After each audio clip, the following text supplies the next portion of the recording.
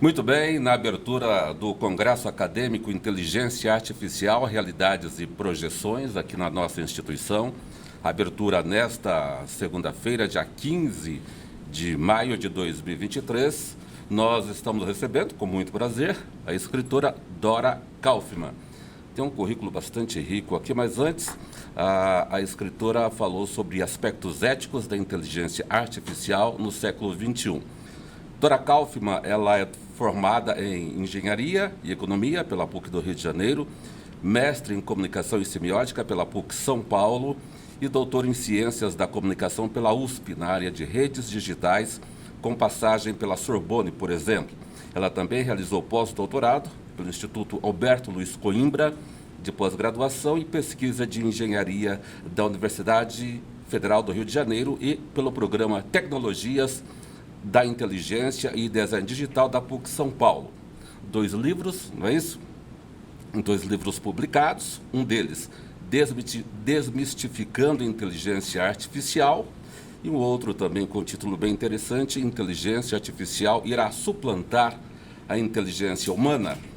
A pesquisadora também tem foco em impactos éticos e sociais das inteligências artificiais. Dora também é colunista da Época Negócios. É um prazer recebê-la. Muito obrigado, viu? Obrigada a vocês pelo convite. Excelente a sua palestra agora de manhã na abertura do nosso congresso. Muito obrigada. E como nós estamos falando em rádio, a linguagem bastante simplificada, vamos dizer assim, vamos começar pelo começo. O que é inteligência artificial, Dora? Olha, essa parece uma pergunta simples, mas é uma pergunta muito complexa, né? Existem inúmeras definições do que é inteligência artificial e não tem nenhum consenso, e é uma das dificuldades iniciais, por exemplo, das propostas de regulamentação da inteligência artificial. Sim. Como definir a inteligência artificial?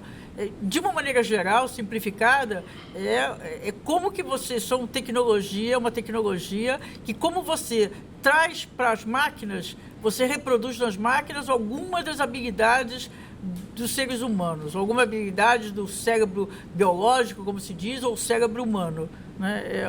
Reproduzir, mas é muito extenso. Não é simples responder essa pergunta, não tem uma resposta rápida sobre o que é inteligência artificial. Perfeito. Uma pergunta que talvez fosse melhor fazer por último, mas já vou adiantar aqui, que é o título de um dos seus livros. A inteligência artificial vai suplantar a inteligência humana, por exemplo?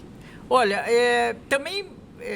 desculpa a resposta, sempre generalizando, mas existe também inúmeras definições do que é inteligência, né? Uhum. Então, até tem inteligência da música, tem pessoas que têm inteligência melhor para o esporte, inteligência melhor para a literatura, tem inúmeras definições de inteligência. Inteligência na área de tecnologia é diferente. Hoje já existe, os sistemas de inteligência artificial já superam os seres humanos em algumas atividades. Uhum. Então, por exemplo, fazer cálculos complexos, lidar com grandes volumes de dados, o ser humano não é capaz de fazer isso, de lidar com bilhões de volumes de dados. Então, a gente pode dizer que existe um desempenho em algumas funções que poderiam ser do ser humano, que o ser humano já não consegue lidar, que a inteligência artificial faz melhor, né? Mas eu não colocaria, nesse momento, a palavra inteligência associada aos sistemas de inteligência artificial, apesar do nome se chamar inteligência artificial, porque eles são modelos estatísticos que eles têm ação, eles são agentes, eles de fato executam, eles interferem no ambiente, eles interferem nas pessoas, interferem na sociedade, mas eu acho que não tem inteligência, no sentido de inteligência dos humanos, porque eles trabalham com os objetivos e metas definidas pelos humanos, não é definido pelo próprio sistema de inteligência artificial. Perfeito. Todos nós seremos impactados pela inteligência artificial? Seremos ou já estamos sendo? Eu acho que já estamos, né? Hoje, os sistemas de inteligência artificial, os algoritmos de inteligência artificial já estão mediando a nossa comunicação e a nossa sociabilidade, que é o básico, né? Não existe nada que não tenha sociabilidade e comunicação, porque a inteligência artificial está na essência dos modelos de negócio das plataformas e dos aplicativos que a gente usa no cotidiano. Além de que está em vários outros processos de que se diz automação, decisão automatizada. Mas só se a gente considerar essas plataformas e aplicativos do nosso cotidiano, que a gente usa intensamente, né? Então, o Google, o Waze, o Spotify, a Netflix. Pega aí, a lista das plataformas e aplicativos, elas funcionam porque elas têm por trás a inteligência artificial, sistemas de inteligência artificial. Perfeito. Gostaria de pegar um atalho aqui rapidamente. Qual a diferença entre inteligência artificial e internet das coisas? É diferente. Internet das coisas é através de sensores. Você acoplou, você digitaliza, você acopla no sistema de internet coisas, né? Então, por exemplo, eu tenho uma chamada fábrica inteligente, que está dentro do conceito de indústria 4.0. Então, a fábrica inteligente é toda permeada de sensores. Então, eu consigo conectar, por exemplo, numa tela, reproduzir todo o funcionamento daquela fábrica, porque são sensores. Eu tenho, por exemplo, no meio do Amazonas, tem uma antena enorme. Aquela antena é muito grande mesmo, ela é toda com sensores, ela capta a movimentação da floresta. Com isso eu consigo, os especialistas conseguem estudar os impactos, o que está acontecendo na floresta amazônica. Né? Então são sensores, eu trago para o meio digital o que se diz as coisas, né? As coisas que pode ser uma floresta, pode ser uma peça, um equipamento dentro de uma fábrica. Por exemplo, hoje a gente vê o degelo, né? A gente vê em algumas regiões o que está acontecendo, o degelo, mudança climática. Isso é possibilitado através de sensores. Isso é uma coisa. E ele capta dados, né? Então, parte desses dados são utilizados por sistemas de inteligência artificial, mas os sensores captam dados. Então, a internet da coisa coloca no meio digital as coisas em geral. Dá para dizer que máquina conversando com máquina? Já tem muito, né? A máquina já produz máquina antes mesmo da inteligência artificial. Por exemplo, hoje a produção de automóvel, dos carros, é só entrar e ver no YouTube o vídeo. As montadoras hoje são máquinas produzindo máquinas, né? Então, eu acho que muito dessas mudanças já estão acontecendo até independente da inteligência artificial, anterior à inteligência. Se a gente pegar, por exemplo, uma calculadora, calculadora é simples, ela faz cálculos que nenhum ser humano, ou quase nenhum ser humano normal, digamos assim, padrão, consegue fazer de cabeça aqueles cálculos. Né? Então, ela já desempenha melhor do que os humanos. Então, as máquinas em geral, já tem muitas máquinas que têm desempenho melhor do que os humanos, por isso que elas são utilizadas. Perfeito. Voltando ao tema central, falar do ChatGPT. Então, quem você quer que fale do ChatGPT? O impacto dele, por exemplo, no conhecimento, na área do conhecimento. Então, isso é uma grande discussão, que é tudo muito recente, né? Ele foi colocado para consulta pública em 30 de novembro, então a gente ainda tem que experimentar e cada um nas suas funções e ver como usar. Ele tem muitas limitações, a gente não pode... Ele apresenta, do ponto de vista semântico, ele apresenta a resposta... Parece que tem uma credibilidade, passa uma credibilidade, mas ele inventa, tem inúmeras imprecisões, tem vezes que a resposta não tem nada a ver com a realidade. Então, o que eu recomendo é que as pessoas usem, para você usar o ChatGPT, é recomendado que você use quando você tem algum domínio daquele assunto que você está falando, porque aí você consegue fazer os ajustes. É a mesma técnica que está por trás, por exemplo, da tradução do Google. É a mesma coisa. Então, quando eu ponho lá um texto em português e ele sai, por exemplo, em inglês, eu tenho que ter um certo conhecimento do inglês para fazer os ajustes. É da mesma forma, é o mesmo nível de imprecisão. Então, tem muitos benefícios, mas também tem enormes riscos, entre eles de aumentar a proliferação da desinformação. Perfeito. Agora eu gostaria que a senhora me fizesse uma avaliação de um evento como esse, Inteligência Artificial e Realidades e Projeções, um evento como esse realizado pela nossa instituição. Eu acho genial, super de parabéns, por isso que eu me dispus a vir aqui conversar com vocês. Eu acho que esse é um assunto da máxima importância e eu acho que tem que ser discutido em todos os lugares e fundamentalmente no âmbito universitário. Tem que se discutir, tem que se debater, as pessoas têm que conhecer. Não que todos nós vamos nos tornar desenvolvedores da tecnologia, não é o caso, isso é uma especialização, mas nós temos que entender a lógica. Por exemplo, fazer uma analogia que não é muito precisa, mas com um carro. Eu não sei o seu caso, mas eu não sei nem como faz um carro, muito menos consertar um carro. Sim, sim. Mas eu, como motorista, eu sei como ele funciona. Eu sei que quando eu paro no sinal, eu tenho que frear e não acelerar. Se tem um obstáculo, eu tenho que frear. Então, eu sei como... Eu acho que é um pouco nesse sentido que todos nós, cidadãos do século XXI, temos que aprender como funciona a inteligência artificial, para a gente saber lidar com ela, como a gente lida com o carro. Então, como é a lógica, como funciona, onde é que a gente tem que frear, onde é que a gente tem que acelerar, dentro dessa analogia. Então, eu acho que todas essas iniciativas no sentido de aumentar o conhecimento sobre essa tecnologia que é básica, central, a tecnologia de propósito geral do século XXI, eu acho que é super bem-vinda e eu parabenizo pela iniciativa. Uma última questão, como preparar o nosso jovem para esse admirável mundo novo? Eu acho que é um processo e por isso que eu fui contra algumas áreas da área de educação, que a primeira reação foi banir da sua rede interna de educação, por exemplo, o ChatGPT. Eu acho que banir é a última solução. Aliás, não é uma solução. Eu acho que a gente tem que trazer para o âmbito educacional todas essas tecnologias novas, porque é a única forma, porque elas vão ser usadas anyway, elas vão ser usadas de qualquer forma na vida profissional, da vida pessoal. Se for fora do âmbito da escola, da universidade, ela vai ser usada. Então, eu acho que nada melhor do que o ambiente educacional para capacitar os alunos a usar da melhor forma possível essas novas tecnologias. Então, quando você traz o ChatGPT, por exemplo, para dentro da sala de aula, e você interage com os alunos, você está preparando eles, está alertando sobre os problemas. Se você não traz essa discussão, eles vão usar sem ter a oportunidade de saber qual é a melhor forma de lidar com essas novas tecnologias. Excelente. Como entrar em contato com Dora Kaufmann ou ler as suas pesquisas? Olha, eu tenho... como você falou no início, eu tenho uma coluna na Época Negócios, desde 2019, que eu só escrevo sobre inteligência artificial. E eu tô nas redes, todas as redes digitais, eu posto as minhas colunas, eu posto algumas... Eu não posto eventos que eu fui, isso eu não posto, mas eu posto o que eu escrevi e...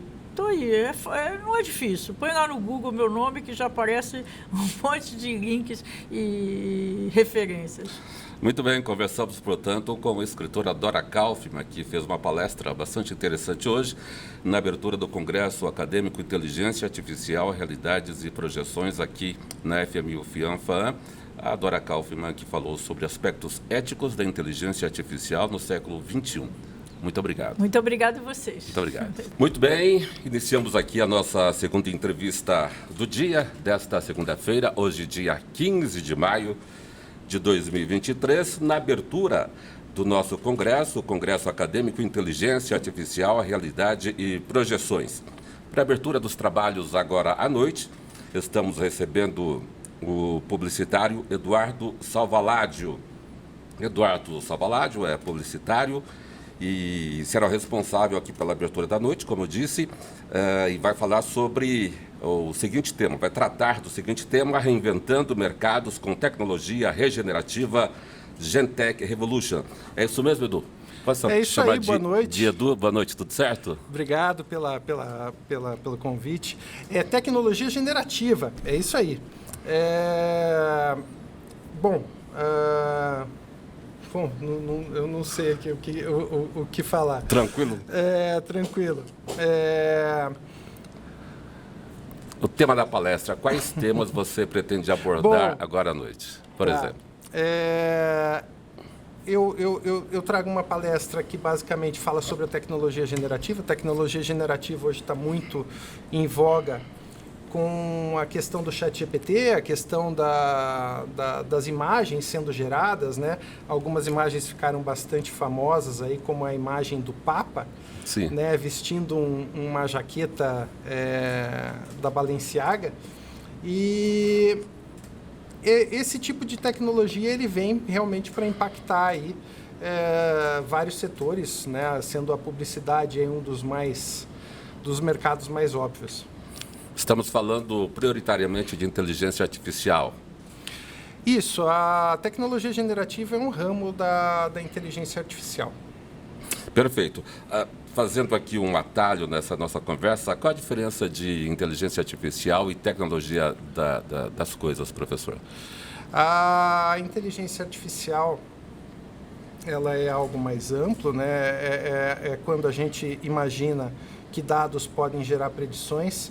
E quando a gente fala de tecnologia generativa, a gente está falando de dados novos, informações novas que são criadas aí a partir de um contexto.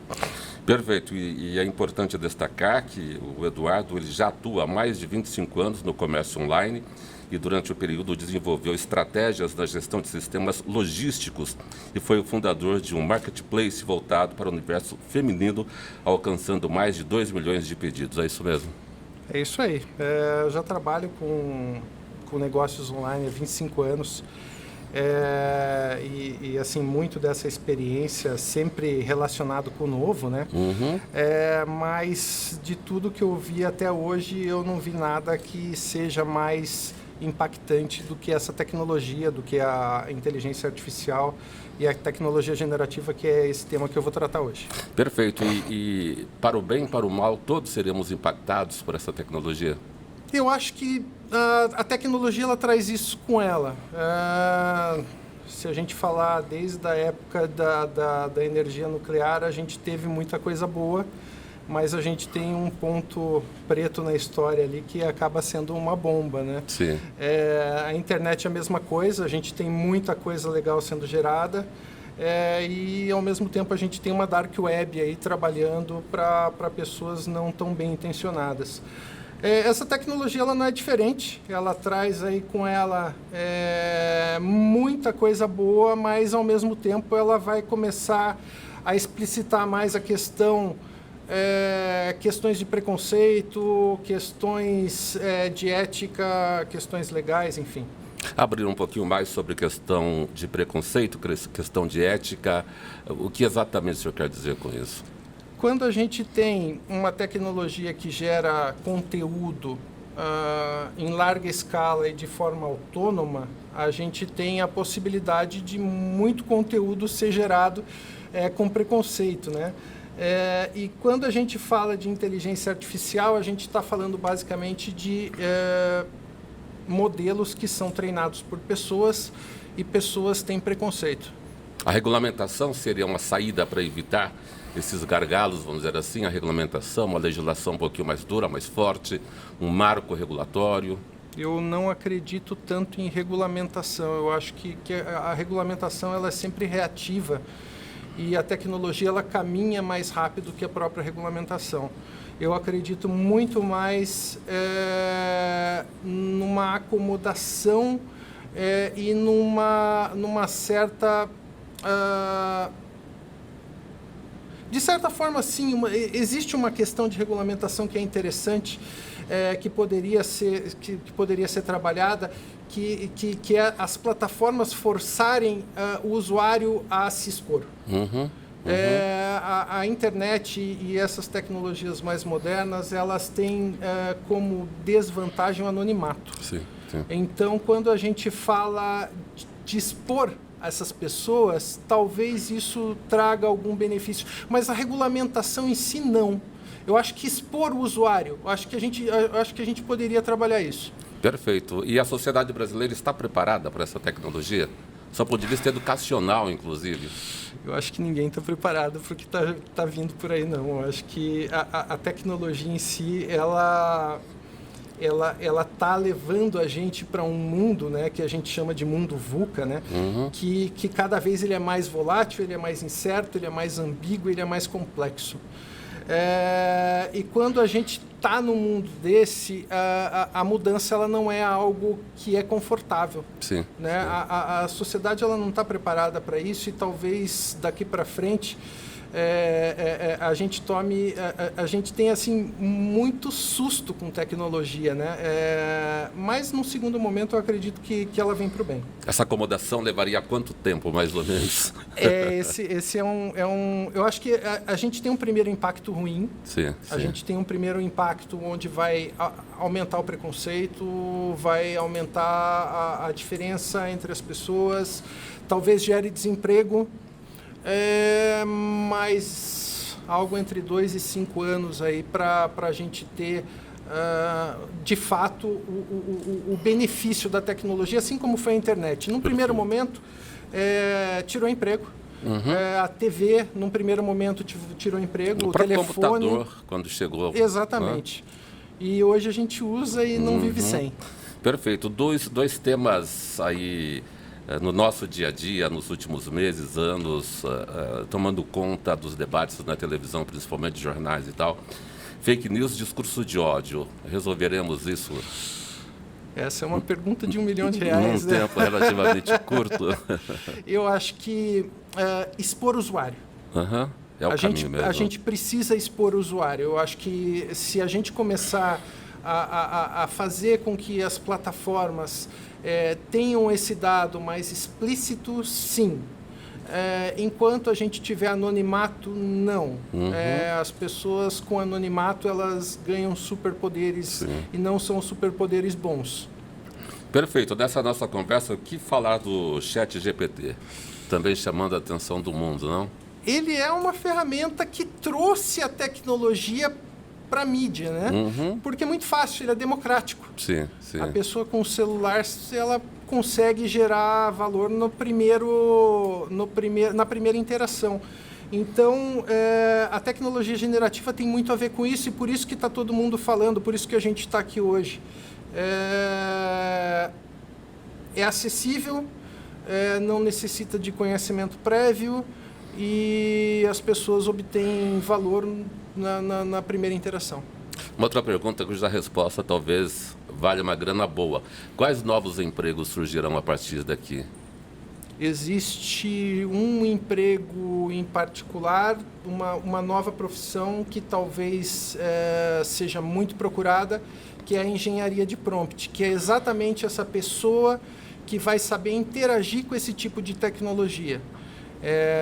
Saber interagir com a tecnologia hoje talvez seja o grande valor dos próximos 10 anos. A gente está saindo de uma época em que a resposta valia muito para uma época em que a pergunta vai passar a valer muito. Em algum momento da humanidade já tivemos mudanças tão rápidas e tão intensas assim, do ponto de vista da tecnologia? Em vários momentos a gente teve momentos de ruptura.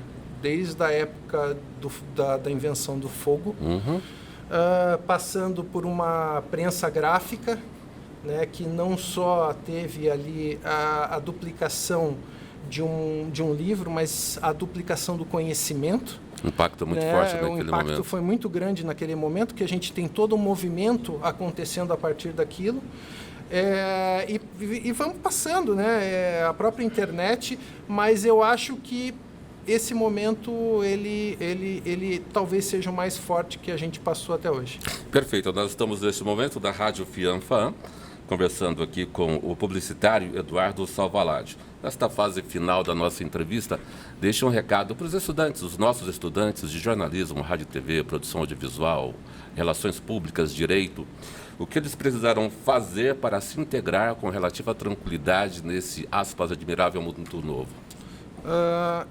Esse é um mundo em que todas as empresas passarão a ser de base tecnológica. Se todas as empresas passarão a ser de base tecnológica, não conhecer tecnologia vai excluir oportunidades. E o que seria conhecer tecnologia? conhecer sobre tecnologia, sobre inteligência artificial, sobre computação, enfim, sobre as novas tecnologias que estão nascendo. Existem hoje outras coisas que estão acontecendo, existe visão computacional, existe impressão 3D, e não estar atento, pelo menos, a esses movimentos está abrindo mão de oportunidade. Quer dizer, um impacto muito grande no sistema educacional brasileiro neste sentido, porque haverá necessidade dessa adaptação para preparar esse jovem para o mercado de trabalho. Sem sombra de dúvida. Se você hoje não tiver em todos os cursos uma formação tecnológica, isso deve ser urgente. Provavelmente esse profissional está fadado ao esquecimento. Algum outro país já avançou nisso mais do que o Brasil neste momento? A gente tem Estados Unidos, Europa, Ásia? A gente tem uma China tecnologicamente muito avançada, uma Coreia do Sul tecnologicamente muito avançada. Estados Unidos tem uma escola já tradicional de tecnologia, tanto que toda a tecnologia generativa nasceu daí, mas principalmente Europa muito para trás, né, e já sentindo os efeitos, né, da tecnologia em si, e o Brasil também precisando aí recuperar pontos. Uma pergunta final, gostaria que o senhor fizesse uma avaliação, falasse alguma coisa sobre o tema desse nosso congresso acadêmico, Inteligência Artificial, Realidades e Projeções. A importância disso num momento como esse para o Brasil. Eu acho que é muito importante separar o que é realidade do que é especulação nesse momento. Né? Tem se falado muito em que a inteligência artificial vai acabar com o emprego. Sim. Que a inteligência artificial é ruim, que ela vai gerar muita fake news. Enfim, a inteligência artificial ela é só uma tecnologia. Né? Continuam sendo as pessoas que vão produzir fake news, continuam sendo as pessoas que vão fazer as coisas ruins através da inteligência artificial, mas o mais importante, eu acho que é deixar o recado de que a tecnologia ela funciona como um amplificador do ser humano. Então, se você tem algo através desse amplificador, vai se tornar algo a mais. E se você tem bastante, vai se tornar algo fantástico. Perfeito. Como encontrar Eduardo Salvalágio nas redes sociais? Eu atuo bastante no LinkedIn, Eduardo Salvalágio também. No Instagram existe o nome da minha empresa, Disruptive. E é isso. Eu tenho também um site chamado disruptive.com.br. Você falou da sua empresa. Empreender nessa área é fácil ou tranquilo? É extremamente complicado porque a gente está lidando com algo que muda todos os dias. Como fazer para entrar nisso como empreendedor? É uma pergunta complicada. Não eu acho que primeiro ter um conhecimento de tecnologia, né? Esse conhecimento ele não acontece da noite para o dia e também, né, logicamente, ter o conhecimento de empreender, né, que é outra coisa que eu acho que todas as faculdades aí e todos os cursos deveriam ter dentro da sua grade para os seus alunos. Perfeito. Conversamos aqui pela Rádio FIANFAN com o publicitário Eduardo Salvalágio. Eduardo, muito obrigado. Obrigado. Muito obrigado. Um abraço.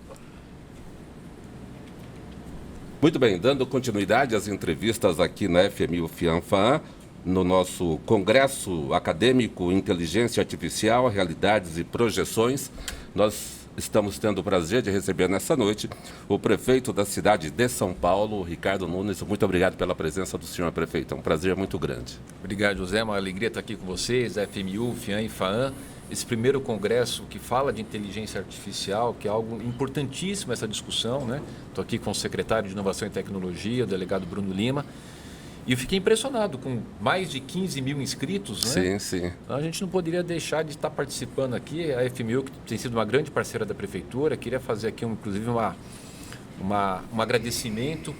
No momento da pandemia, a FMU abriu suas portas. A gente teve um dos pontos de vacinação na FMU, que lá se vacinavam 600 pessoas por dia, né? Então, a FMU sempre participando, ela não deixou de estar junto no momento mais difícil da cidade. Então, eu queria aproveitar aqui esse início, nessa grande audiência aqui, para poder fazer esse agradecimento aqui para vocês. Obrigado. Isso aqui na nossa Rádio Fianfan, continue contando conosco, viu, prefeito? Muito obrigado pela presença do senhor. Obrigado.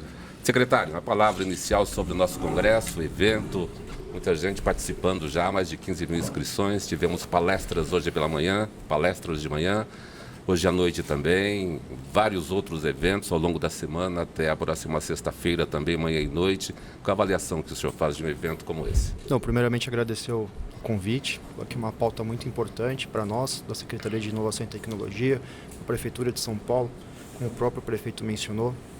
Todo o secretariado nosso está empenhado e debruçado sobre como que a inteligência artificial, a inovação e a tecnologia ela pode mudar a vida das pessoas. Então, com certeza, da data de hoje e também dos outros dias, vamos levar muitos ensinamentos que serão aplicados também no nosso dia a dia na vida pública. Muito bom. Toda a sociedade brasileira será impactada pela inteligência artificial, não, secretário? Com certeza. De uma com certeza. forma ou de outra, nós já estamos sendo impactados. Exatamente. Estamos sendo impactados e seremos muito mais, principalmente aqui em São Paulo. Então, todos os secretários têm tido diálogo frequente e constante e vendo como que a minha secretaria pode servir de meio para as demais e conseguir mudar a vida das pessoas, segurança pública, saúde, educação, bem-estar e outras pautas também. Vamos estreitar as nossas relações, não, prefeito, da nossa instituição também com essa secretaria tão importante. Agora, prefeito, para abrir verdadeiramente a nossa conversa aqui, eu gostaria que o senhor se identificasse, falasse um pouquinho aqui para a nossa audiência. Quem é o prefeito Ricardo Nunes? Por gentileza. Eu sou amigo do professor Manuel, vice-presidente da FMU. Que está aqui conosco. Amigo do ponto de vista de que eu tenho uma relação na pessoa dele e o agradecimento por tudo que a FMU fez para a cidade de São Paulo naquele momento da pandemia. Você sabe que uma das grandes virtudes das pessoas é ter gratidão. Sim. Então foi um momento importante, foi com o professor Manuel, que na época acho que era reitor, hoje é o vice-presidente, colocou a FMU à disposição da prefeitura. Então, primeiro, por essa ação, eu queria dizer um pouco de quem que é o Ricardo Nunes. É um cara que tem gratidão pelo aquilo que as pessoas fazem pela cidade, que ama essa cidade, que tem uma alegria muito grande de meu filho estar cursando o FMU e que hoje é o responsável... dele, prefeito? Direito. Legal. E que hoje é o responsável com uma equipe muito boa, muito comprometida, que tem amor pela cidade, como está aqui o delegado Bruno Lima, nosso secretário de Inovação e Tecnologia, preocupados em melhorar a qualidade de vida das pessoas na cidade de São Paulo, né? Por exemplo, essa questão do primeiro congresso da FMU, com relação à inteligência artificial, nos interessa muito. A inteligência artificial, ela busca o quê? É melhorar a qualidade de vida das pessoas. A gente já tem hoje na cidade de São Paulo um grande reconhecimento da questão de smart cities, de trabalhar com a tecnologia para poder melhorar os serviços públicos. A gente, por exemplo, tem nos nossos 54 piscinões a telemetria para você poder manter o sistema através da inteligência artificial de abrir um piscinão, fechar no momento de chuva, quer dizer, é um conjunto de ações. Estamos implantando agora no sistema semafórico, o sistema inteligente, aonde vem o ônibus, abre o semáforo, onde está mais trânsito, abre. É um conjunto de ações. E eu falava agora aqui na abertura da minha fala, por exemplo, que já em 2018, a cidade de Pittsburgh, na Pensilvânia, criou um sistema de controle de inteligência artificial para monitorar casos de incêndio e o resultado hoje é que 70% dos casos foram previstos com a inteligência artificial para poder prevenir a questão de incêndios.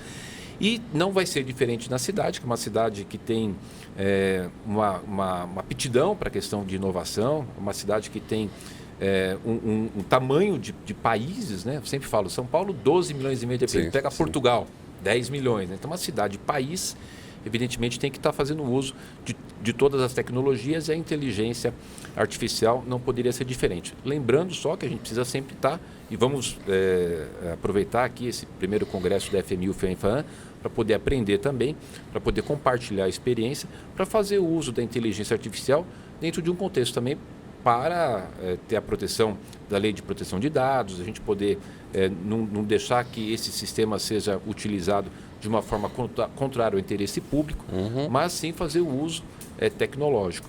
Então, quem que é o Ricardo? É o prefeito apaixonado por essa cidade, que está buscando com a tua equipe tornar a nossa cidade cada dia melhor, cuidar da vida das pessoas, dentro de todos os aspectos de obras, de atendimento às pessoas, na área de direitos humanos, assistência social, na área da saúde, mas com um foco muito grande na questão tecnológica para que a gente possa fazer uso e ter um serviço de qualidade cada vez melhor. Falou um pouquinho da cidade de São Paulo hoje. Qual, na opinião do senhor, é o maior problema da cidade? São as pessoas em situação de rua, a Cracolândia, que é um problema que nos acompanha desde 1989, 90, ali na gestão de Luiz Erundina. O que mais? Problemas nas escolas. Tínhamos até, alguns anos atrás, escolas de lata, não é? Na cidade de São Paulo, até 10, 15 anos mais ou menos. Qual é o maior problema enfrentamos hoje nessa cidade-país, como diz o senhor? Essa cidade-país, José, evidentemente, até pela sua dimensão, tudo aqui é proporcional ao seu tamanho. Então, quando a gente fala de qualquer situação, existe ali a questão da proporcionalidade. Sim. Agora, você pega, por exemplo, você falou da Cracolândia, né? Em 2016 eram 4 mil usuários naquela área de uso. Ali na Luz, região central, Luz. Ali, né? Santa Cecília, exatamente. Hoje nós temos 1.000. Muitas ações já foram desenvolvidas. Evidentemente, 1.000 ainda é um problema para a cidade. Né? O que a gente tem agora com relação ao trabalho a ser desenvolvido? Nós vamos precisar aprimorar ainda mais os trabalhos. Uma pesquisa da Unifesp feita agora recentemente identificou que 57,4% das pessoas que estão hoje, elas estão lá há mais de 5 anos. Sim. E 39% há mais de 10 anos. Então é óbvio que a gente fez muito trabalho, abrimos CAPs, SEATs, vários serviços de acolhimento para acolher as pessoas usuários de droga para poder se recuperar do vício, e prendeu-se mais de 180 traficantes. Esse público que ficou agora, essa população agora de 1.000 pessoas, a gente tem uma dificuldade maior de convencimento para o tratamento, até por conta das características que eu te dei. Quem está lá há 10 anos, evidentemente, muito mais difícil. Pessoas em situação de rua. Né? Se você vê o que a gente tem hoje em Nova York, em Detroit, né? Em Vancouver, no Canadá, se você observar o que acontece hoje, não é diferente das grandes cidades, e São Paulo não está diferente disso. Né? Com a questão da pandemia, aumentou o número das pessoas em situação de rua. Mas, por exemplo, no ano passado, 2022, 10.744 pessoas saíram da situação de rua. Ou foram para os seus estados e municípios, ou arrumaram emprego, ou alugaram uma casa, que a gente tem feito um trabalho muito intenso e constante para o acolhimento dessas pessoas. Agora, São Paulo é uma cidade acolhedora, acaba sempre vindo pessoas, porque aqui é uma cidade que acolhe. Agora, o que a gente fez? Ampliamos os CAIs, os Centros de Acolhimento Especial, fizemos as Vilas Reencontro, estamos ampliando as Vilas Reencontro, inauguro daqui a algumas semanas mais uma Vila Reencontro com 100 casinhas. O que é Vila Reencontro? São casinhas de 18 metros quadrados, com estrutura, com cama, com o banheirinho, com o chuveiro, com o vaso, né, com a sua pia. É uma vila que tem a horta, e mais do que tudo isso, todos esses serviços, inclusive os hotéis, nós temos 3.500 vagas de hotéis que nós alugamos para acolher crianças. Na região da Cracolândia mesmo? Na cidade de São Paulo, né? Tá. Porque a gente precisa diferenciar, José, o que é o seguinte: o que é pessoa em situação de rua é uma coisa, Cracolândia é outra totalmente diferente, né? Sim. Aquela cena de uso aberto é uma situação, esse é o tratamento nos CAPs, que é o Centro de Atendimento Psicossocial, ou nos CIATs, né? Ou nos nossos centros de tratamento prolongado, ou até mesmo nas comunidades terapêuticas, Perfeito. para tratamento de dependentes químicos. E para as pessoas em situação de rua, aí já não, aí já é um acolhimento mesmo. Como eu dizia aqui, só para a gente ter uma ideia, nós alugamos 3.500 vagas de hotel para famílias com crianças. E todos esses serviços, José, com café da manhã, almoço, café da tarde, jantar, assistente social, cursos profissionalizantes ofertados para que eles possam se reinserir no mercado de trabalho. Né? Então, o trabalho de acolhimento da Prefeitura de São Paulo, nosso complexo de acolhimento é o maior da América Latina. Não é pouca coisa. Sim. Né? Agora, evidentemente, como eu falei, é uma cidade complexa, que a gente tem várias situações para estar constantemente buscando melhorar. Mas hoje, o que a gente tem na cidade? 1.300 obras em andamento. Né? Uma geração de empregos que a gente tem tido bastante orgulho de apresentar. Só para você ter uma ideia, no ano passado, entre admissões e demissões, o saldo positivo foi de 186 mil empregos. O maior programa de recap da história da cidade, maior ampliação de equipamentos de saúde que a gente já teve. Então, a gente tem hoje uma situação na cidade de bastante evolução, talvez falte divulgar um pouco mais, Sim.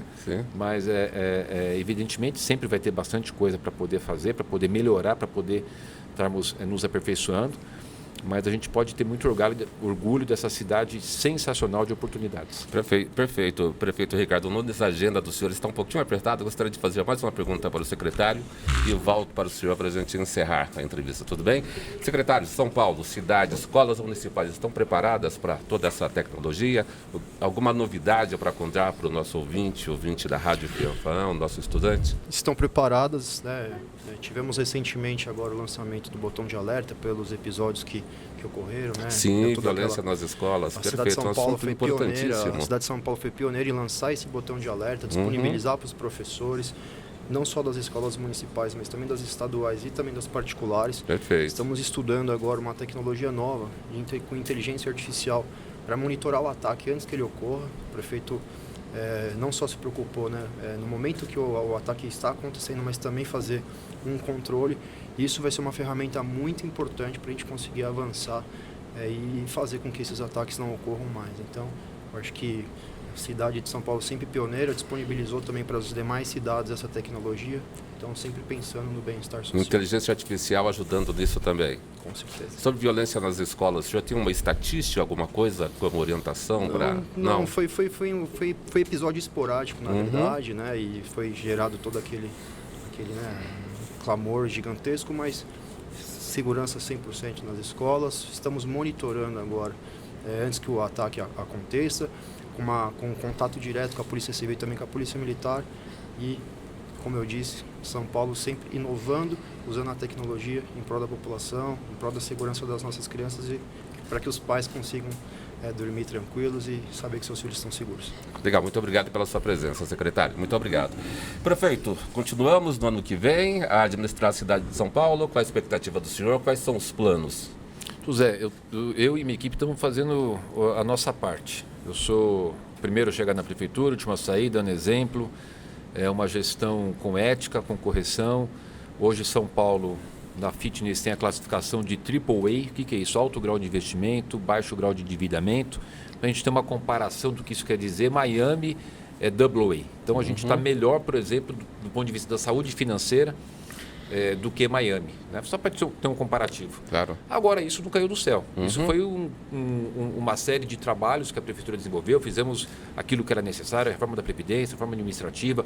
Renegociamos a dívida da Prefeitura com o governo federal. A gente devia 24 bilhões. Essa dívida está sendo renegociada há uns 30 anos, não, prefeito? Não, mas nós zeramos agora. Então, zerou? Nós zeramos. O Celso Pita falou isso lá em 99, 2000. Não, mas zerou. Não tem mais dívida com o governo federal. Olha nós lá, pagávamos prefeito. 280 milhões por mês. No último dia do mês, a gente pagava para o governo federal 280 milhões. O que a gente fez? Nós fizemos uma proposta, no ano retrasado ao governo federal, de fazer um encontro de contas entre a dívida da cidade e uma ação judicial do Campo de Marte, que era desde 1954, por conta da Revolução de 32, quando Getúlio bombardeou aquela área do Campo de Marte. Então, um negócio de décadas, a gente sentou na mesa... debate antigo também, né? Muito antigo. Zeramos, então, hoje a cidade tem um patamar de investimento muito grande. Só para você ter ideia, esse ano a gente tem 11,5 bilhões de investimento. Ano passado foram 8,5 bilhões. Ano que vem teremos 13 bilhões de investimento. Qual foi o maior investimento fora esses? 2020, 4,1 bilhões. Só para a gente ter um comparativo. E o que quer dizer essa quantidade de investimentos? Só para você ter ideia, nesses meses que eu estou como prefeito, eu inaugurei 9 UPAs. Até 2016 eram 3 UPAs. Quando o prefeito... que concluiu o mandato dele em 16, ele deixou 3 UPAs. De 17 para cá foram 20 novas. Dessas 20 eu inaugurei 9. E vou te dizer qual. Parelheiros, Grajaú... Zona Sul. Não, em várias regiões, são 9. Vamos lá. Parelheiros, Grajaú, Vergueiro, Vila Mariana, Jabaquara, Cidade Tiradentes, Sítio Jaraguá, Elisa Maria e Moca. E estou com mais 9 em obras que eu vou entregar esse ano e ano que vem. Você quer ver uma coisa, José, interessante? Né? Aqui a gente está na FMU, Diga aí, do Lima. Quando foi fundada a cidade de São Paulo? Cidade de São Paulo? 1554.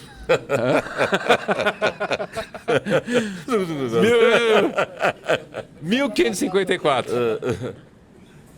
Ô, professor Manuel, de 1554, fundação da cidade de São Paulo até 2020, foram feitos 20 hospitais. Sabe quantos tem hoje? 30 hospitais. O que demorou quase 500 anos para fazer 20, né? O Bruno Covas e eu, em poucos anos, fizemos mais 10. Hoje são 30 hospitais. Então, é um outro patamar. Não estou falando que está tudo resolvido, que a saúde está uma maravilha, mas é inegável a quantidade de equipamentos que a gente ampliou. Por exemplo, nós não tínhamos na cidade de São Paulo nenhum centro especialista em dor crônica. Eu inaugurei 2, um na Vila Maria e um no Capão Redondo. A gente não tinha na cidade de São Paulo um centro especializado para as pessoas trans. Eu inaugurei um centro especializado para as pessoas trans. Fica onde esses centros? O centro de dor crônica, um fica na Vila Mariana e outro no Capão Redondo. Perfeito. Esse centro para as pessoas trans ali no centro de São Paulo. Bem no centro de São Paulo. Próximo da rua do Boticário. Tá. Então, a gente tem hoje um patamar muito elevado do contexto da saúde da cidade. Né? Evidentemente, ainda tem muita coisa para fazer. Acabei de falar que eu entreguei 9 UPAs e estou com 9 em obras para entregar. Estou com mais 13 UBSs para entregar. Tem obras. Temos 469 hoje, vamos entregar mais 13. Além dos hospitais, a gente tem 17 hospital dia. Então, é um conjunto de ações que a gente está desenvolvendo por conta dessa questão da saúde financeira que a gente conseguiu deixar a cidade. Porque quando a gente faz, José, uma ampliação de equipamento, não é só a construção. Sim, né? sim, vou dar um exemplo aqui para o pessoal, que acho que é importante a gente sempre raciocinar isso. Claro. Quanto custa para fazer uma UPA?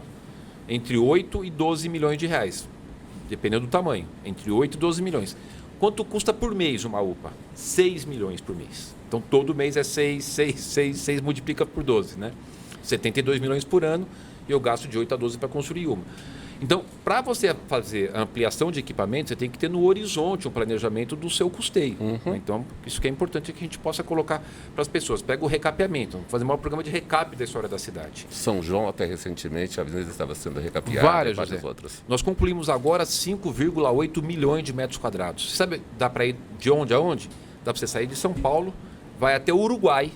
É o que a gente recapeou agora nesses últimos meses e estamos continuando o recap todos os dias, de segunda a segunda, das 22 às 4 da manhã, todos os dias, e nós estamos com 72 frentes. Hoje, agora 22 horas, 72 frentes, vai fazer recap todos os dias de 2023, todos os dias de 2024, espero, Deus, todos os dias de 2025, 26, 27 e 28.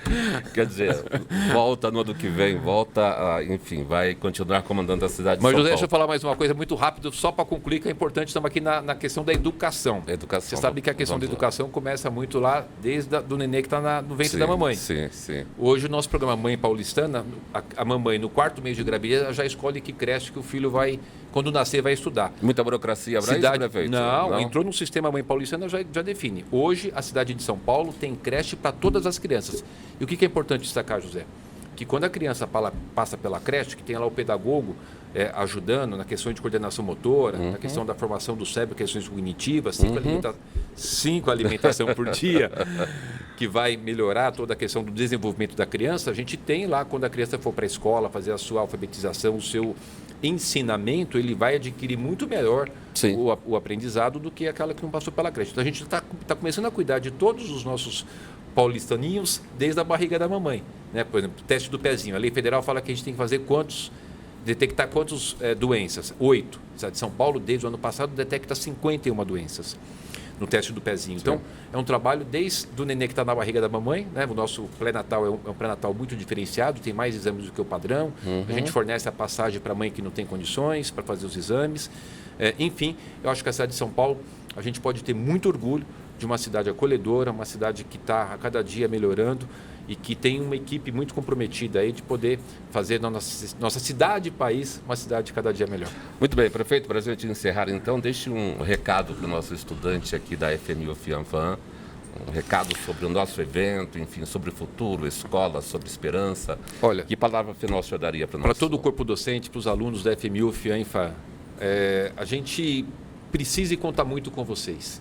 Um ensino de qualidade para uma cidade que está crescendo, se desenvolvendo, que é uma das melhores cidades do mundo, que é uma cidade que tem oportunidade. Eu queria ressaltar que no ano passado, entre admissões e demissões, o nosso saldo de empregos foi positivo em 186 mil. No ano retrasado, 2021, nós geramos 336 mil empregos formais. Para a gente ter uma ideia, a segunda colocada foi o Rio de Janeiro com 82 mil. Rio tem metade da população, a gente cresceu 4 vezes mais na geração de empregos formais. Quer ver uma outra coisa, José? microempreendedores individuais. Sim. Em 2017 eram 444 mil. Nós chegamos agora em 1.200.000 mês, com 45% de titularidade de mulheres. Então, a cidade da oportunidade. Hoje a gente tem muitas vagas, por exemplo, para a área de tecnologia, a gente falta mão de obra. Então, é uma cidade que está atraindo muitas empresas, crescendo bastante e, evidentemente, os profissionais mais qualificados vão ter as suas oportunidades. Então, numa boa instituição de ensino, se preparando, nós estamos fazendo o nosso papel para poder as pessoas fazerem uso dessas oportunidades. E a gente precisa de ter pessoas, né, preparadas. Então, eu queria dizer aqui da nossa alegria de poder ter a FMU FENFAM aqui na cidade, ajudando a gente a desenvolver a cidade e ajudando a preparar as pessoas para o mercado de trabalho. Alegria nossa também recebê-lo. Volta quando, prefeito? O senhor volta quando aqui? Pra gente... Eu volto aqui quando? A hora que vocês chamarem, a hora que o professor Manuel me chamar. Eu tenho muita gratidão pela FMU. Me marcou muito a FMU. Quando a gente estava no momento da pandemia, a FMU ela nos procura e falou, eu quero ajudar. Isso tem muito peso. Se a gente tivesse todo mundo, todas as instituições, com essa disposição de contribuição, a gente estaria numa cidade do mundo muito melhor. É algo que eu não me esqueço. Pode parecer um gesto simples, mas é um gesto de cidadania, de importância, de nos darmos a mão na hora que a gente mais precisou. Foi difícil o que nós passamos. Graças a Deus passou. Mas passou mesmo, prefeito? Passou. A Organização Mundial de Saúde decretou semana passada o fim do estado de emergência da pandemia. Né? Não é que acabou a pandemia, nós estamos vacinando. Inclusive, acima de 18 anos pode ir lá tomar a sua polivalente, tem que vacinar nas nossas 469 UBS. A partir das 7 horas da manhã? A partir das 7 da manhã, nas nossas 469 UBS, todas elas preparadas para a sua vacinação. Mas, evidentemente, a situação hoje nós estamos aqui sem máscara. Né? Sim, bem melhor do que a gente já passou. Passamos um momento difícil, mas conseguimos que a cidade de São Paulo ganhasse o título de capital mundial da vacina e a FMU participou disso. Muito obrigado. Muito obrigado.